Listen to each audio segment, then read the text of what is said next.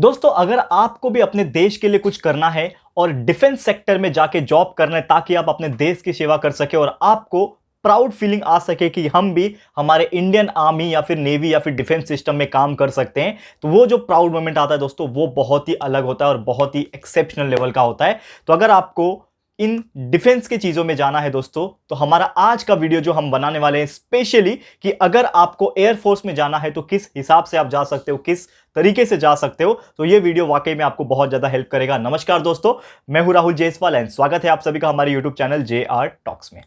तो दोस्तों, आपको याद होगा कि जस्ट कुछ ही दिन पहले मैंने एक वीडियो अपलोड किया था, उसमें मैंने बताया था how to join Indian army. Indian army के ऊपर हमने जो वीडियो बनाया था उसमें हमने बताया था कि 10th के बाद और 12th के बाद आप किस तरीके से इंडियन आर्मी में जा सकते हो, वहां पे जाके अपना करियर बना सकते हो और जॉब कर सकते हो।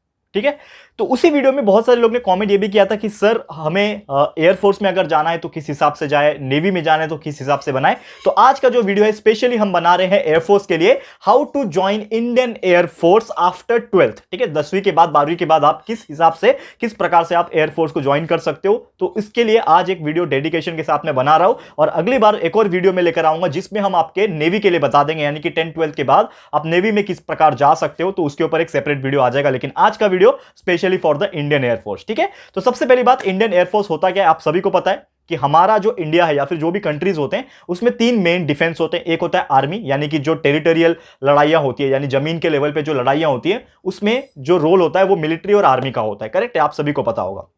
दूसरे जो चीज होते हैं वो होता है नेवी, यानी कि अगर समुद्र के रास्ते से कोई हमारा दुश्मन आ रहा है, कोई दुश्मन देश है वो हम पे हमला कर रहा है, तो हम समुद्र के रास्ते में, समुद्र के अंदर रहते हुए नेवी के थ्रू हम लोग उनका मुकाबला कर सकते हैं और उनसे लड़ाई लड़ सकते हैं। और तीसरा जो होता है वो होता है हमारा वायुमंडल, यानी आकाश। ठीक है ना, जो हमारा एयर होता है, हवा होता है, उसमें भी रह के हम जो है अटैक कर सकते हैं और हमारे देश की सुरक्षा भी कर सकते हैं और दूसरे देश या फिर जो भी टेररिस्ट एक्टिविटी जो होती है उसको हम लोग रोक सकते हैं। तो इसके लिए एयरफोर्स जो होता है ये सबसे ज्यादा इंपॉर्टेंट रोल प्ले करता है, क्योंकि ऐसे बहुत सारी चीजें हैं जो हवा के रास्ते से आ सकती है। जैसे दुश्मन देश के एयरफोर्स विमान जो होते हैं, प्लेन होते हैं, वो आ सकते हैं, हम पे अटैक कर सकते हैं। आजकल तो नया जमाना है तो ड्रोन्स के इस्तेमाल काफी ज्यादा हो रहे हैं। आपने देखा होगा, न्यूज सुना होगा कि पिछले काफी महीनों से हमने देखा है कि ड्रोन एक्टिविटीज काफी ज्यादा हो रही है हमारे जम्मू एंड कश्मीर के साइड, वो साइड में मिसाइल एक्टिविटी हो सकती है। तो ऐसे बहुत सारी चीजें, तो उसको रोकने के लिए, कंट्रोल में रखने के लिए एयरफोर्स का बहुत बड़ा रोल प्ले होता है हमारे इंडियन डिफेंस सेक्टर में।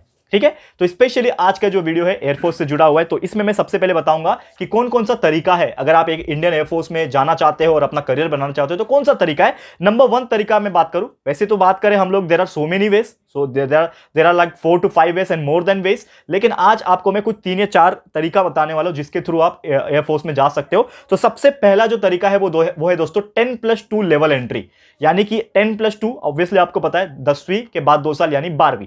तो 12th के बाद आप 12th पास आउट हो जाते हो तो उसके बाद भी आप सीधा सीधा इंडियन एयरफोर्स में अप्लाई कर सकते हो। तो किस तरह करना है, तो सबसे पहले आपको मैं बता दूं कि इन लेवल पे जो एग्जाम्स होती है 10th के बाद +2 की जो एग्जाम होती है, अगर आपको एयरफोर्स में जाना है तो वो होती है दोस्तों थ्रू NDA। आप सभी को पता है नेशनल डिफेंस एकेडमी जो होता है उसके जो एग्जाम्स है वो UPSC के थ्रू कंडक्ट करवाया जाता है। यूनियन पब्लिक सर्विस कमीशन जो है उसकी तरफ से साल में 2 बार, 2 times a year आपको NDA का एग्जाम्स करवाया जाता है, जिसमें जो सुटेबल कैंडिडेट्स होते हैं वो एग्जाम के लिए लिखते हैं, प्रिपेयर करते हैं और उसको क्लियर करने के बाद उनका जो ट्रेनिंग एंड इंटरव्यू जो भी होता है वो क्रैक करने के बाद वो आगे जाते हैं, उनका सिलेक्शन हो जाता है। तो क्या होता है बेसिकली, NDA एग्जाम्स के थ्रू आप अप्लाई कर सकते हो अगर आप जाना चाहते हो 12th पास करने के बाद। तो NDA एग्जाम्स के फॉर्म्स निकलते हैं, साल में 2 बार निकलते हैं, जून जुलाई के महीने में या फिर नवंबर दिसंबर के महीने में फॉर्म्स निकलते हैं, साल में 2 बार। अगर आप इंटरेस्टेड रहोगे तो आप सीधा ऑनलाइन जाओगे, किसके वेबसाइट पे जाना है, आप लोग को UPSC वेबसाइट के अंदर NDA के अंदर जाना है और वहां पे जो भी फॉर्म निकलते हैं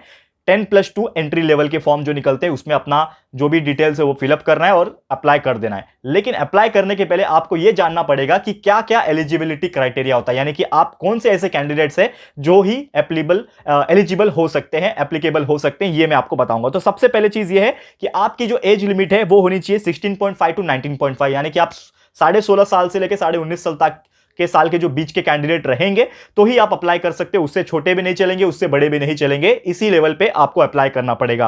दूसरा चीज ये है कि ये जो स्कीम है, यानी 10+2 एंट्री लेवल का जो स्कीम है, ये जो फॉर्म NDA के थ्रू निकलता है, ये सिर्फ और सिर्फ मेल कैंडिडेट के लिए, यानी कि सिर्फ लड़के लोग ही अप्लाई कर सकते हैं, लड़कियों के लिए, फीमेल्स के लिए ये पोस्ट बिल्कुल नहीं है, ऐसा साफ साफ मेंशन किया हुआ है। और साथ ही में यहां पे आपने जो 10+2 की जो पढ़ाई की थी उसमें आपका फिजिक्स और मैथ्स, ये 2 सब्जेक्ट होना मैंडेटरी। अगर आपने ये 2 सब्जेक्ट अपने कॉलेज में पढ़ाई की है, 10+2 में पढ़ाई की है, तो ही आप एनडीए का एग्जाम दे पाओगे, अदरवाइज आप एलिजिबल नहीं हो। ठीक है, तो अप्लाई आप कर सकते हो अगर आप एलिजिबल हो, ये सब क्राइटेरिया में फुलफिल हो रहे हो तो डेफिनेटली जाके अप्लाई कर सकते हो। रिटन एग्जाम क्लियर करने के बाद आपका एसएसबी इंटरव्यू वगैरह हो सकता है और वो क्लियर कर लोगे तो आपको जरूर से जॉब लग जाएगी और आप एक इंडियन एयरफोर्स में शामिल हो जाओगे। ठीक है कि नहीं, मजेदार बात। ठीक है, तो ये था हमारा पहला तरीका जिसके थ्रू आप एयरफोर्स में जा सकते हो। ठीक है, दूसरा जो तरीका है दोस्तों वो है ग्रेजुएशन लेवल। ठीक है, आप सभी को पता है ग्रेजुएशन लेवल, तो अगर आप एक ग्रेजुएशन कर चुके हो यानी कि आप ग्रेजुएट हो चुके हो तो आप ये जो लेवल है वो अप्लाई कर सकते हो। ठीक है, अब ग्रेजुएशन में क्या होता है बेसिकली, अगर मैं बात करूं कि अगर आपने कोई भी डिग्री ली है, फॉर एग्जांपल आपने कुछ इंजीनियरिंग ग्रेजुएट ली है, ठीक है, ग्रेजुएट किया हुआ है, तो आपको एक एग्जाम देना पड़ता है। जैसे फर्स्ट कैटेगरी में मैंने एनडीए का एग्जाम के थ्रू बताया था, उसी प्रकार यहां पे भी एक एग्जाम आपको देना पड़ेगा जिसका नाम है दोस्तों एफकैट। एफकैट क्या होता है? That is air force common admission test.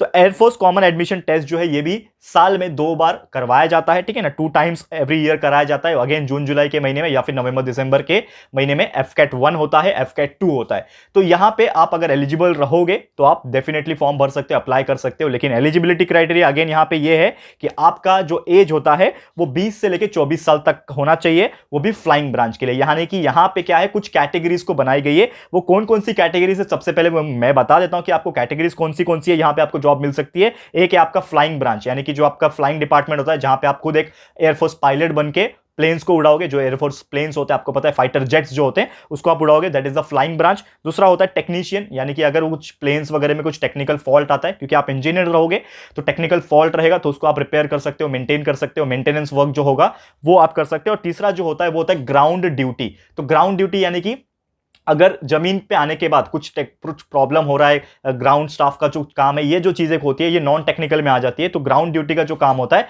उसके लिए भी आप एलिजिबल हो। यानी 3 टाइप के यहाँ पे पोस्ट होते हैं, flying branch, technician and ground duty, और हर एक के लिए एलिजिबिलिटी क्राइटेरिया थोड़ा थोड़ा अलग है। तो पहला जो क्राइटेरिया मैंने बताया एज लिमिट, तो 20 से लेकर 24 साल तक का जो एज लिमिट है वो फ्लाइंग ब्रांच के लिए, यानी कि आप 20 से 24 साल तक के अगर कैंडिडेट हो तो आप फ्लाइंग ब्रांच में अप्लाई कर सकते हो। और अगर आप 20 से लेकर 26 साल तक कैटेगरी हो यानी स्टूडेंट हो तो आप ग्राउंड ड्यूटी के लिए अप्लाई कर सकते हो। यानी कि आप अगर 24 क्रॉस कर जाते हो और आपका फ्लाइंग ब्रांच में अगर नहीं हुआ और फिर भी आपको एयरफोर्स में ही जाना है इस लेवल के थ्रू, तो आप 25 साल 26 साल के भी हो जाओगे तो भी आप बिंदास अप्लाई कर सकते हो। किसमें? ग्राउंड ड्यूटी के अंदर। क्लियर है, समझ में आ गया? ये हो गया। अब तीसरा चीज एलिजिबिलिटी में आ जाता है एडुकेशन, यानी कि आपको क्या एडुकेशन की जरूरत है इस चीज में। तो एडुकेशन में सिर्फ और सिर्फ लिखा गया है that is only engineering students can apply, क्योंकि स्टार्टिंग में मैंने बता दिया टेक्नीशियन आ गया यानी इंजीनियरिंग है, और फ्लाइंग ब्रांच के लिए जो इंजीनियर्स होते हैं वही एलिजिबल होते हैं due to some particular reason. तो यानी कि ये जो ग्रेजुएशन लेवल का एयरफोर्स का एंट्री स्कीम जो है इसमें सिर्फ और सिर्फ इंजीनियर्स ही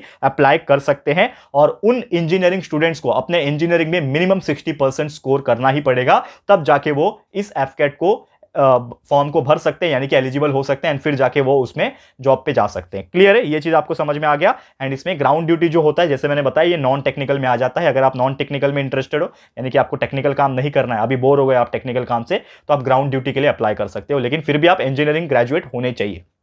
ये हो गया हमारा दूसरा कैटेगरी। क्लियर है, ग्रेजुएशन लेवल, सेकंड कैटेगरी भी खत्म। तो इस तरीके से आप एयरफोर्स में जा सकते हो। तीसरा जो कैटेगरी है यहाँ पे कि आप एयरफोर्स में जाना चाहते हो, अगर आप 10+2 लेवल एंट्री से नहीं गए या फिर ग्रेजुएशन लेवल एंट्री से नहीं गए, तो तीसरा भी एक कैटेगरी है जिसका नाम है दोस्तों सीडीएस एंट्री।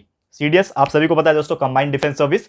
तो सीडीएस एंट्री जो है ये यूपीएससी जो है हर साल 2 बार अगेन एग्जाम कंडक्ट करवाती है सीडीएस के थ्रू, यानी यूपीएससी के थ्रू ही होता है, लेकिन जो एग्जाम है वो सीडीएस वाला होता है। ठीक है, कंबाइंड डिफेंस सर्विस का होता है। इसमें भी अगेन जून जुलाई में एक फॉर्म निकलता है, नवंबर दिसंबर के टाइम पे एक फॉर्म निकल जाता है, एंड इसमें आपको अगर अप्लाई करना है तो आप सीधा सीधा यूपीएससी के वेबसाइट के थ्रू सीडीएस में फॉर्म भर सकते हो। लेकिन इसमें कुछ एलिजिबिलिटी क्राइटेरिया अगेन है। तो एलिजिबिलिटी क्राइटेरिया ये है कि अगर आप ये पर्टिकुलर जोन से अप्लाई कर रहे हो यानी सीडीएस एंट्री के थ्रू अप्लाई कर रहे हो, तो आपकी उम्र यानी एज होनी चाहिए 20 से लेके 24 साल तक, 20 से 24 ईयर्स तक होनी चाहिए। और दूसरा एक चीज यहां पे है कि एजुकेशन में आपका एटलीस्ट ग्रेजुएशन होना चाहिए, वो भी और 10+2 में, यानी कि आपने ग्रेजुएशन चलो किया है लेकिन आपका 10+2 पीसीएम के साथ होना चाहिए, यानी फिजिक्स और मैथ्स खासकर होना चाहिए। केमिस्ट्री नहीं रहेगा तो भी एक टाइम पे चल जाएगा, लेकिन फिजिक्स और मैथ्स ये बहुत ज्यादा इंपॉर्टेंट सब्जेक्ट्स आ जाते हैं जब भी हम लोग एयरफोर्स की बात करते हैं। ठीक है ना, क्योंकि सब चीज हवाई उड़ रही है, यानी कि जो हवाई जहाज है वो उड़ रही है, तो उसमें कहीं ना कहीं फिजिक्स और मैथ्स का बहुत बड़ा रोल है। तो इसीलिए फिजिक्स और मैथ्स को हमेशा प्रायोरिटी दी जाती है इन टाइप के सिलेक्शन प्रोसेस के अंदर। ठीक है,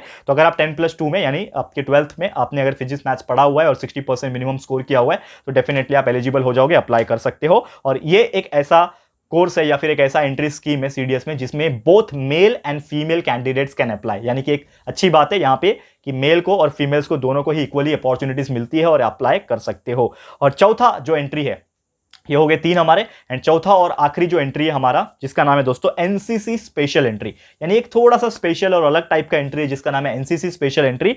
ये जो होता है सिर्फ और सिर्फ एनसीटी कैडेट्स के लिए होता है। आप सभी को पता है कि कॉलेज लेवल पे, स्कूल लेवल्स पे, स्कूल पे तो पता नहीं लेकिन कॉलेज लेवल पे एनसीसी कैडेट्स जरूर होते हैं और उनको एनसीसी की ट्रेनिंग प्रोवाइड की जाती है। आपको पता है हम जब कॉलेज में आ जाते हैं, ग्रेजुएशन लेवल पे भी आ जाते हैं, तो हमें एनसीसी चूज करने का एक ऑप्शन मिलता है। तो आप अगर एनसीसी चूज करते हो और आपने अगर एनसीसी की ट्रेनिंग की हुई है, आपने एनसीटी कैडेट में ज्वाइन किया हुआ है, तो आप को एक स्पेशल मौका दिया जाएगा एक स्पेशल एंट्री स्कीम के थ्रू, जिसका नाम है यहाँ पे एनसीसी स्पेशल एंट्री, और इसके थ्रू डायरेक्टली आप एयरफोर्स को ज्वाइन कर सकते हो। लेकिन यहाँ पे भी कुछ एलिजिबिलिटी क्राइटेरिया है। सबसे पहला है एज लिमिट। तो एज लिमिट होना चाहिए 20 से लेकर 24 साल। अगर आपने इस बीच में ही अप्लाई कर दिया 20 से 24 साल के अंदर, तो डेफिनेटली आपका चांस बन सकता है। लेकिन एक और सबसे इंपॉर्टेंट एलिजिबिलिटी क्राइटेरिया एजुकेशन का है, जो कि है आपको 10+2 यानी कि 12th तक आपने फिजिक्स और मैथ्स पढ़े होने चाहिए 60% के साथ। और साथ ही में आपने अगर एनसीसी ज्वाइन की थी तो आपको एनसीसी एयर विंग का सीनियर डिवीजन का एटलीस्ट सी सर्टिफिकेट तो चाहिए ही चाहिए। यानी कि अगर आपके पास वो सर्टिफिकेट है, ठीक है, एनसीसी